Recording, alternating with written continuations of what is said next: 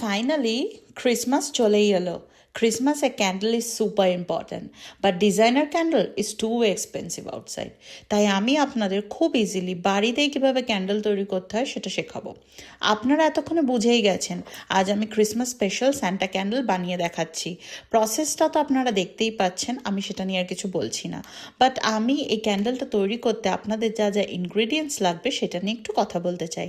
First, wax, যেটা খুব important. আমি অলওয়েজ সোয়া ওয়্যাক্স ইউজ করি because this is eco friendly and less harmful.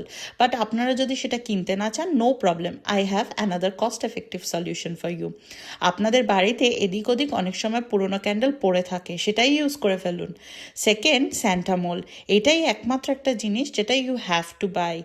আপনি যেটা যে কোনো অনলাইন অর ফিজিক্যাল স্টোরে ইজিলি পেয়ে যাবেন। দেন কটন উইক বা সলতে, যেটা আমাদের বাড়িতে ইজিলি অ্যাভেলেবেল। একটা এয়ার গান আর একটা থার্মোমিটার হলে খুব ভালো হয়, বাট না হলেও নো টেনশন। এয়ার গানটা দিয়ে মোলটা একটু হিট করে নিলে ডিমোল্ড করার সময় ফ্রস্টিং হওয়ার চান্সেসটা খুব কম থাকে। আর থার্মোমিটারটা থাকলে আপনারা ক্যান্ডেল পোরিং টেম্পারেচারটা খুব ভালো করে বুঝতে পারবেন। একটা টিপস দিই এখানে, হ্যাঁ, পোরিং টেম্পারেচার 60 to 70 ডিগ্রি সেলসিয়াসের মধ্যে রাখতেই হবে কিন্তু।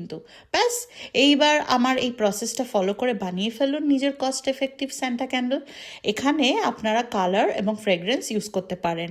আপনারা চাইলে কমেন্ট করে আমাকে জানান, আমি কালার অ্যান্ড ফ্রেগরেন্স ইউজ করে আর একটা ভিডিও আপনাদের বানিয়ে দেখাবো।